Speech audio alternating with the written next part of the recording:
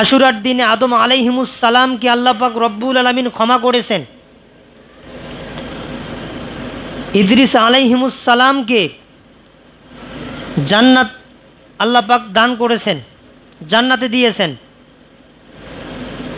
আল্লাহ পাক রব্বুল আলামিন নমরুদের কবল থেকে ইব্রাহিম আলাইহিস সালামকে উদ্ধার করেছেন।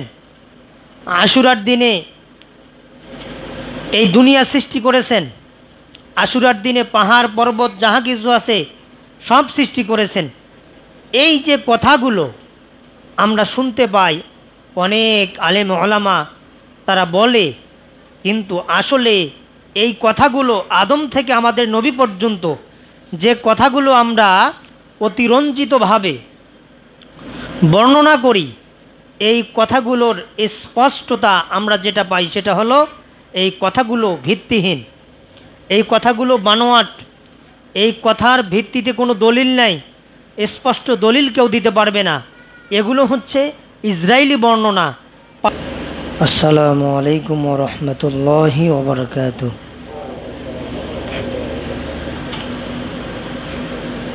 ইন্নাল হামদালিল্লাহ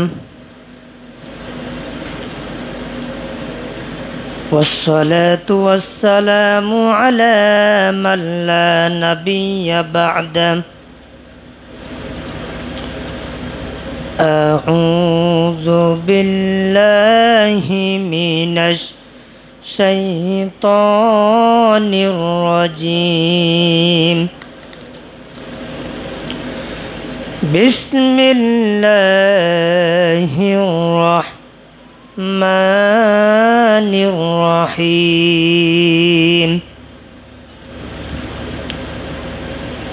إن الله اشترى من المؤمنين أنفسهم وأموالهم بأن لهم الجنة إلى آخر الآية أو كما قال عليه الصلاة والسلام। আলহামদুলিল্লাহ, সমস্ত প্রশংসা সেই মহান মুনিবের দরবারে আদায় করছি, যিনি আজকে আমাদেরকে পবিত্র মুহররম মাসের গুরুত্বপূর্ণ জুমায় আল্লাহ পাক আমাদেরকে হায়াতে তৈয়বা, সিহায়াতে কুল্লিয়া, যাবতীয় সুস্থতা আল্লাহ পাক আমাদেরকে দান করেছেন। আমরা পবিত্র জুমার দিনে আসতে পেরেছি, এই তৌফিক আল্লাহ পাক আমাদেরকে দান করেছেন। এজন্য সেই মহান রবের দরবারে আমরা প্রশংসা আদায় করছি, বলেন আলহামদুলিল্লাহ। আশরাফুল আম্বিয়া সাইয়্যিদুল মুরসালিন, রহমতের নবী, শাফায়াতের কান্ডার সেই রাসূলের শানে অসংখ্য অগণিত দরুদ সালাম পেশ করছি। আমরা সকলে পড়ছি সাল্লাল্লাহু আলাইহি ওয়াসাল্লাম।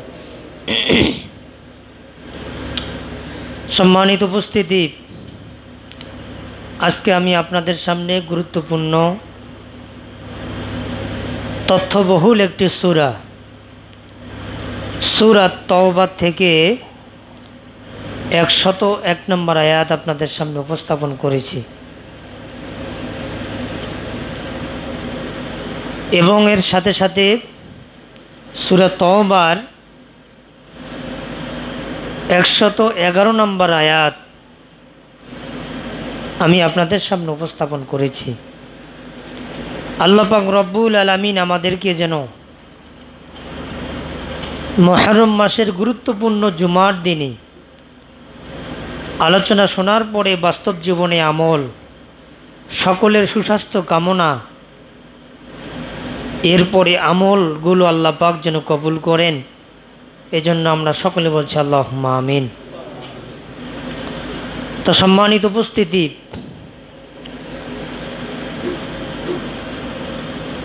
যে মাসটি আমাদের সামনে চলছে, এই মাসটি বলেন তো কি মাস? মহরম মাস,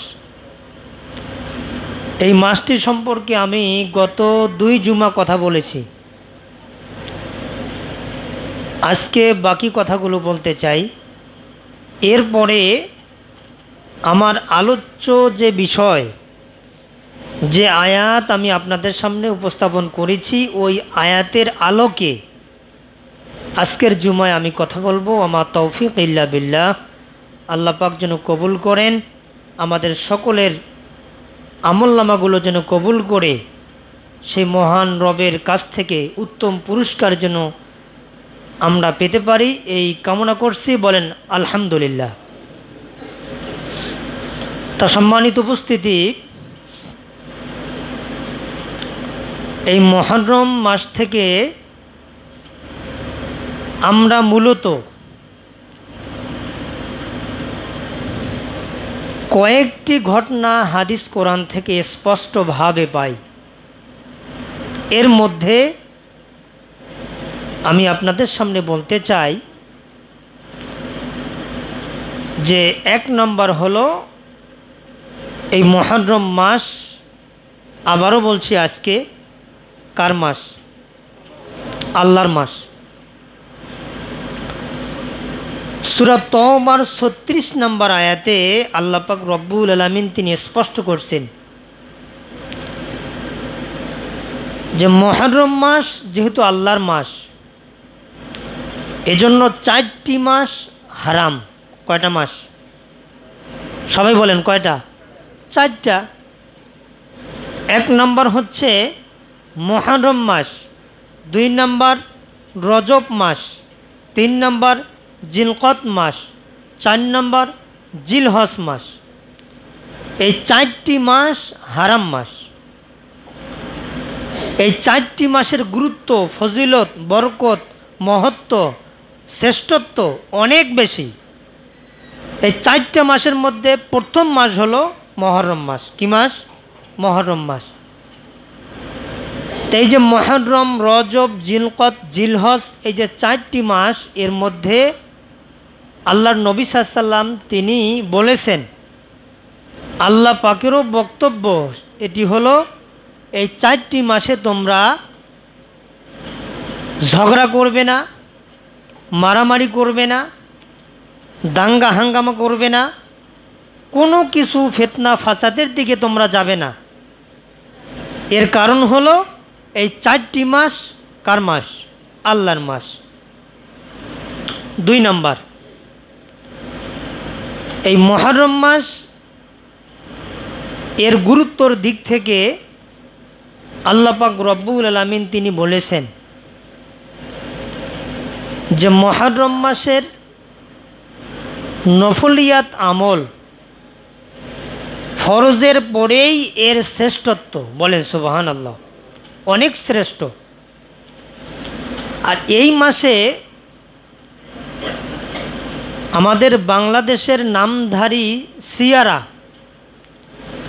তারা অনেকে তাজিয়া করে, মাতম করে, হাই হুসেন হাই হুসেন করে।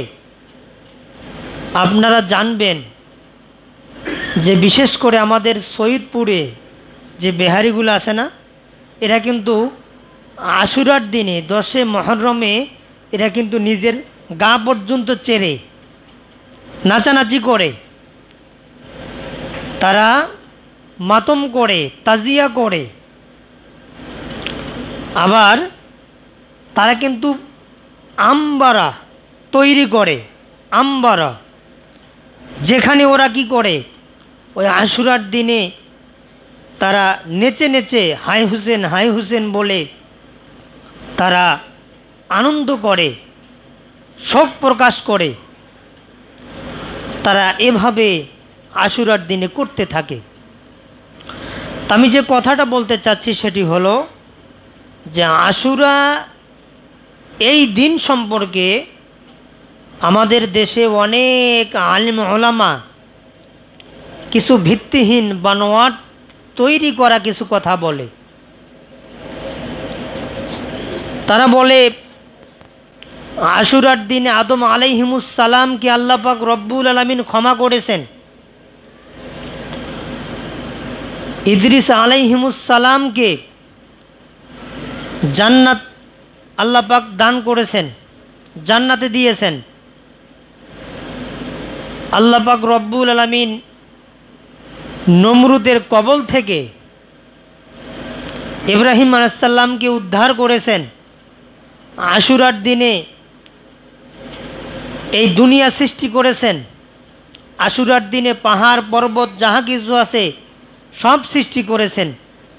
এই যে কথাগুলো আমরা শুনতে পাই, অনেক আলেম ওলামা তারা বলে, কিন্তু আসলে এই কথাগুলো আদম থেকে আমাদের নবী পর্যন্ত যে কথাগুলো আমরা অতিরঞ্জিতভাবে বর্ণনা করি, এই কথাগুলোর স্পষ্টতা আমরা যেটা পাই সেটা হলো এই কথাগুলো ভিত্তিহীন, এই কথাগুলো বানোয়াট, এই কথার ভিত্তিতে কোনো দলিল নাই, স্পষ্ট দলিল কেউ দিতে পারবে না।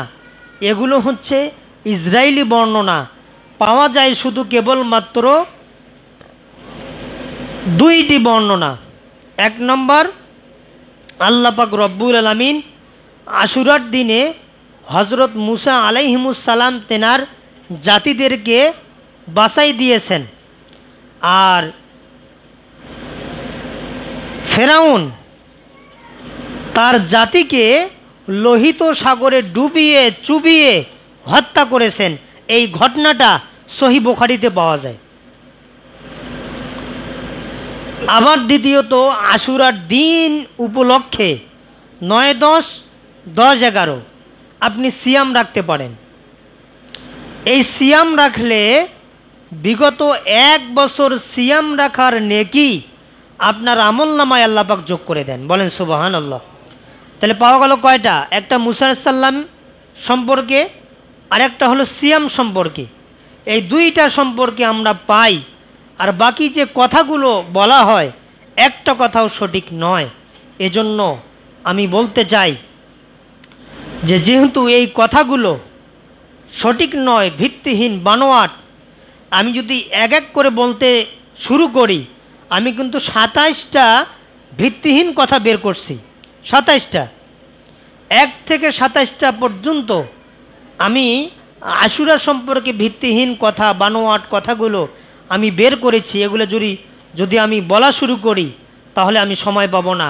এজন্য সম্মানিত উপস্থিতি, আমি বলতে চাই আশুরা সম্পর্কে 27টি ভিত্তিহীন বানোয়াট কথা, এগুলো আমাদের মানা যাবে না। স্পষ্টভাবে যেটা আমরা হাদিসে পাই সেটা হলো মুসা আলাইহিস সালামের কাহিনী এবং সিয়াম রাখা সম্পর্কে। এই দুইটা ছাড়া সম্পূর্ণ ভিত্তিহীন বানোয়াট। আর আমি আপনাদের সামনে আজকে সূরা আত-তাওবা 111 নম্বর আয়াত আপনাদের সামনে উপস্থাপন করেছি। এই আয়াত থেকে আমি আজকে আপনাদের সামনে কথা বলতে চাই। আল্লাহ পাক রব্বুল আলামিন আমাদেরকে যেন আজকের আলোচনাগুলো শোনার পরে বাস্তব জীবনে আমল, এর সাথে সাথে আমরা যেন মানতে পারি, এই চেষ্টা আমরা করব। এজন্য কামনা করছি। আমরা সকলে বলছি আল্লাহুম্মা আমিন। আল্লাহ যেন কবুল করেন। তাহলে আল্লাহ পাক কি বলেন দেখেন এই আয়াতে। আমরা যারা এখানে উপস্থিত হয়েছি, আমরা জান্নাত চাই কি না? বলেন, জান্নাত চাই। এই যে সালাত পড়তেছি, এর কারণটা কি? আমার উদ্দেশ্য অথবা আমাদের উদ্দেশ্য হলো জান্নাত কামনা করা, জান্নাতে আমরা যাব। এই জন্য আমাদের উদ্দেশ্য হচ্ছে ইবাদত বন্দেগী করা। তা যেহেতু আমাদের মূল উদ্দেশ্য হলো জান্নাত কামনা, সেই লক্ষ্যে এই আয়াতে আল্লাহ পাক স্পষ্ট তিনি বিধান দিচ্ছেন যে তোমরা যদি 2টা কাজ করতে পারো। কয়টা কাজ? 2টা কাজ। এই 2টা কাজ করবে, এর বিনিময়ে আমি আল্লাহ তোমাদেরকে জান্নাত দান করব। বলবেন না সুবহানাল্লাহ? তাহলে আল্লাহ পাক কি বলেন দেখেন। আল্লাহ পাক বলছেন,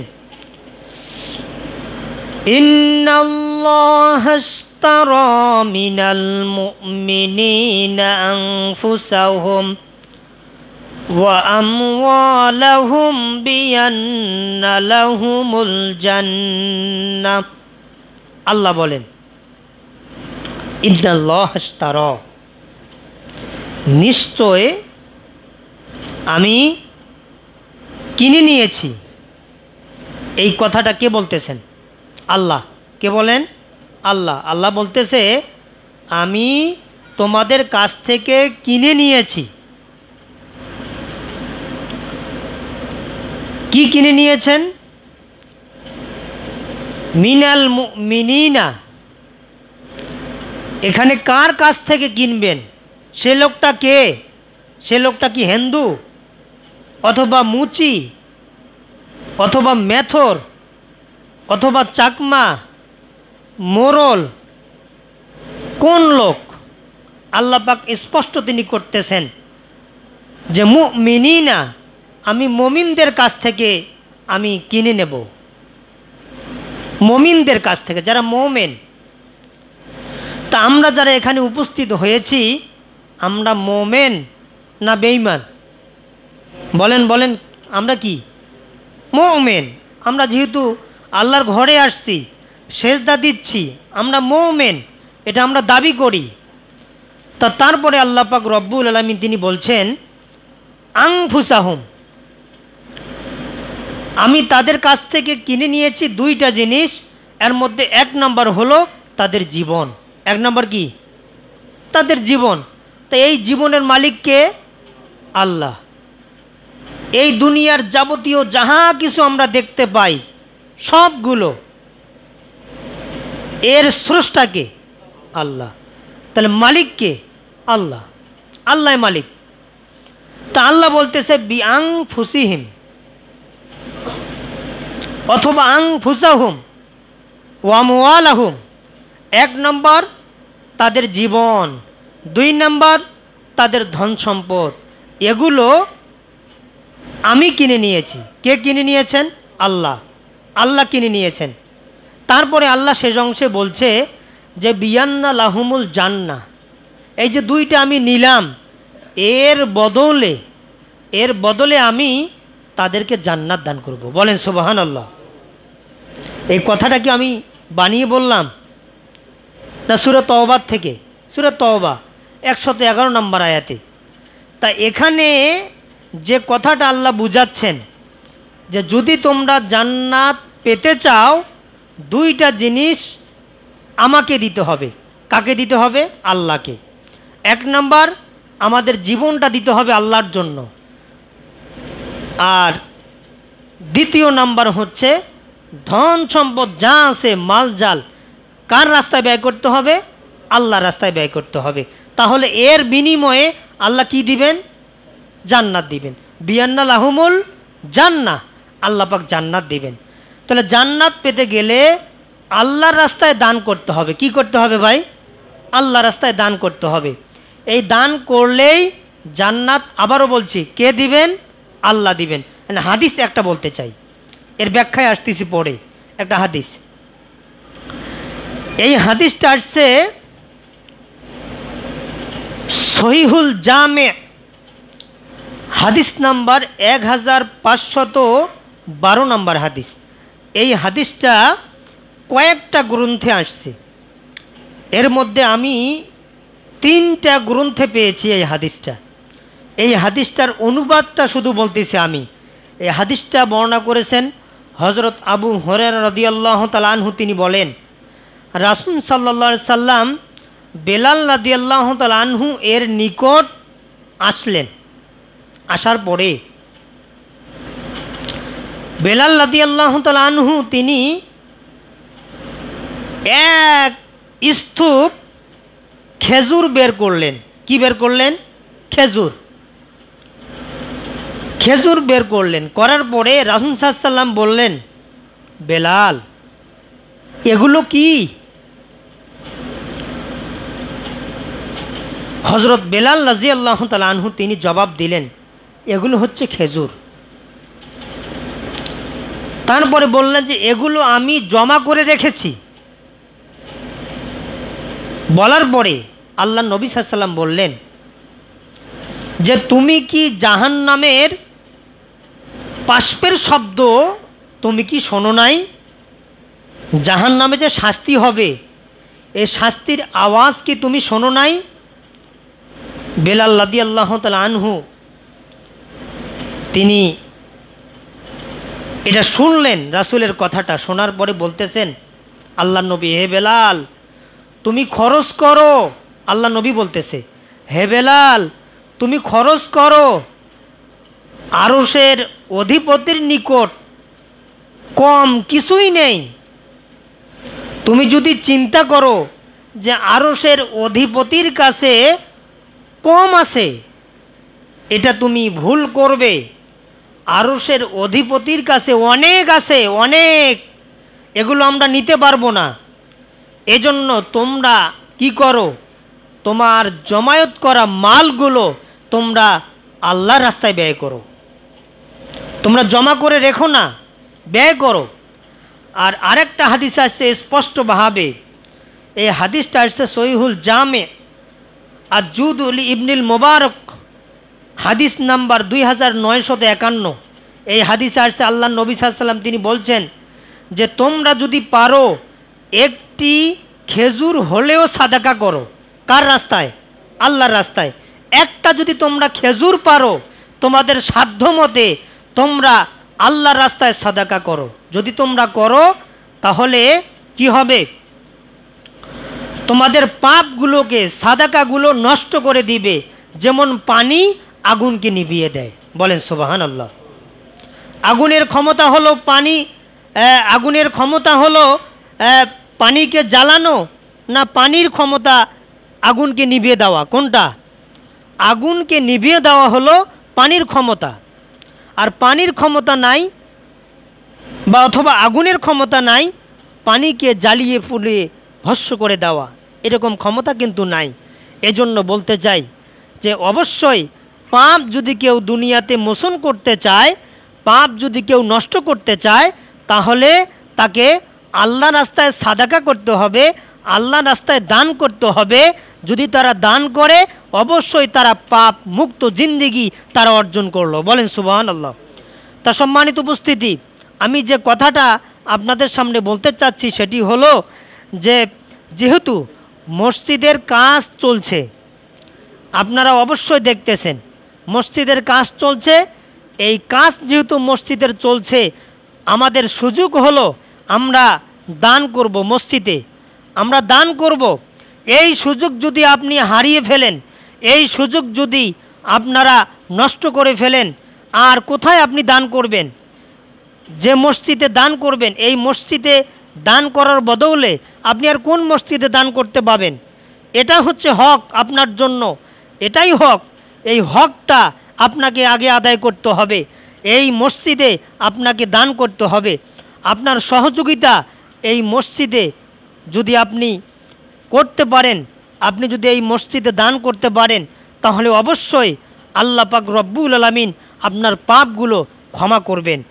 আর যে কথাগুলো আমি বলতে চাচ্ছিলাম, এই কথাগুলো যেহেতু মাইক নাই আর কেমনে বলি, মা বোনদের কাছে কি আওয়াজগুলো যাচ্ছে?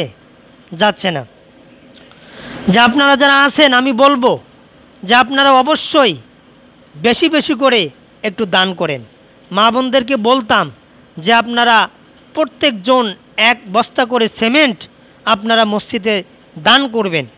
যদি আপনারা দান করতে পারেন তাহলে অবশ্যই এই দান আল্লাহ পাক কবুল করবেন। স্পষ্ট সহি হাদিসের কথা, স্পষ্ট সহি মুসলিমের কথা, যে যারা দান করবে আল্লাহর রাস্তায়, যারা দান করবে আল্লাহর জন্য, যারা দান করবে নবীর জন্য, যারা দান করবে গরিব মিসকিনের জন্য, তাদের দানগুলো আল্লাহ পাক কবুল করবেন। এই দানগুলোর নাম হলো সদগায়ে জারিয়া। বলেন সুবহানাল্লাহ। সদগায়ে জারিয়া, এই সদগায়ে জারিয়ার নেকি কবরে শুয়ে শুয়ে পাওয়া যায়। এই সদগায়ে জারিয়ার নেকি কবরে শুয়ে শুয়ে পাইলে একটা বোনাস রূপে আল্লাহ পাক রব্বুল আলামিন তিনি কি করবেন? স্পষ্টভাবে তিনি খোলাসাভাবে আল্লাহ পাক দান করবেন তাদেরকে বিনা হিসাবে জান্নাত। এজন্য আপনাদের সামনে যে আয়াতটা আমি তেলাওয়াত করেছিলাম, এই আয়াতের মধ্যে আল্লাহ পাক কন্ডিশন করতেছেন যে অবশ্যই তোমরা যদি দুইটা কাজ করতে পারো আমার জন্য, আমি তোমাদেরকে জান্নাত দান করব। দুইটা কাজ, এক নম্বর তোমাদের জীবনটা আমাকে দিতে হবে, এবং দুই নম্বরে দান সাদকা করতে হবে আমার জন্য। আমার জন্য যদি তোমরা দান করো, বিয়ান্না লাহুমুল জান্নাহ, আমি তোমাদেরকে জান্নাত দান করব। তাহলে সম্মানিত মা বোনেরা, আমি আপনাদেরকে বলছি, যেহেতু মসজিদের কাজ শুরু হচ্ছে, আর তো দান বিকল্পভাবে আপনি করতে যাবেন মসজিদের বাইরে, যদি যেহেতু মসজিদে দান করার একটা সুযোগ এসেছে, আপনারা অবশ্যই 1 বস্তা করে সিমেন্ট দান করবেন মসজিদে। এটা আমি আপনাদেরকে বলছি, আপনারা অবশ্যই দান করবেন। যদি আপনারা এই সুযোগে দান না করেন, তাহলে মায়েরা আপনারা কোথায় দান করবেন, কোথায় দেবেন?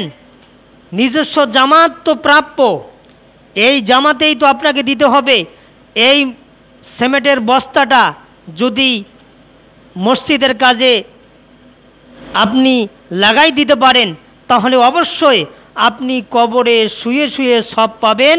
এ কথাটা আল্লাহ নবী সাল্লাল্লাহু আলাইহি ওয়াসাল্লাম সহিহ মুসলিমে ওসিয়ত অধ্যায়ের 4118 নম্বর হাদিসে তিনি বলেছেন যে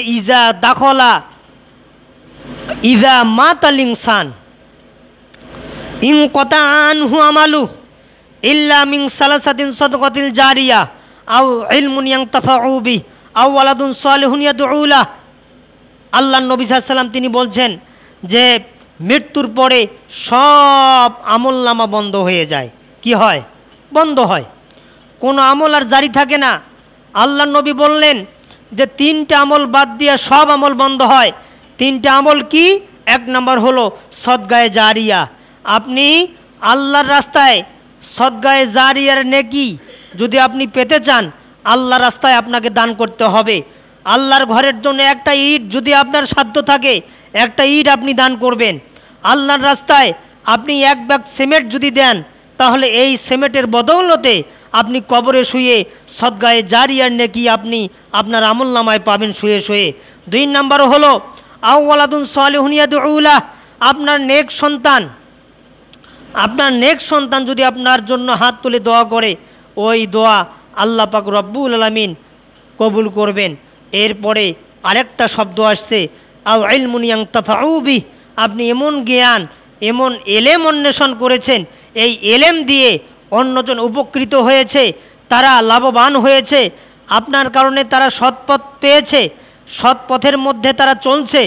এই 3টা কারণে আপনি কবরে শুয়ে শুয়ে নেকি পাবেন। তাহলে সম্মানিত উপস্থিতি, যে কথাটা আমার যেটা মূল পয়েন্ট, সেটা হলো সদগায়ে জারিয়া।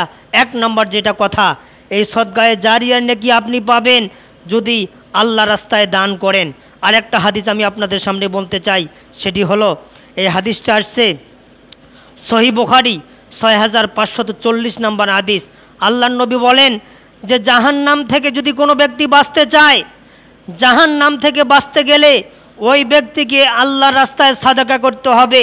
আর যদি সে মুখটা ফিরিয়ে নেয়, তাহলে এই মুখটা যে ফিরিয়ে নিল সাদাকা বাদ দিয়ে, তাহলে তার স্থান হয়ে গেল জাহান্নামে। এই জাহান্নামের আগুন থেকে সে কি মুখটা ফিরিয়ে নিতে পারল না, জাহান্নামের আগুনের দিকে সে চলে গেল। আর শেষে একটা কথা আছে, আল্লাহ নবী সাল্লাল্লাহু আলাইহি ওয়াসাল্লাম তিনি বলছেন যে তোমরা 1 টুকরা খেজুরও যদি হয়, তোমরা আল্লাহ রাস্তায় দান করো। এই দানটা জাহান্নামে বাঁচার একটা মূল দ্বার। বলেন সুবহানাল্লাহ, মূল দ্বার। আপনি দান করেন, আর এর বদলে আল্লাহ নবী সাল্লাল্লাহু আলাইহি ওয়াসাল্লাম তিনি আরেকটা কথা বলছেন শেষে, যে ফামাল্লাম ইয়াজিদ ফাবি কালিমাতি তবা আতুহু। এর অর্থ হলো যে তোমরা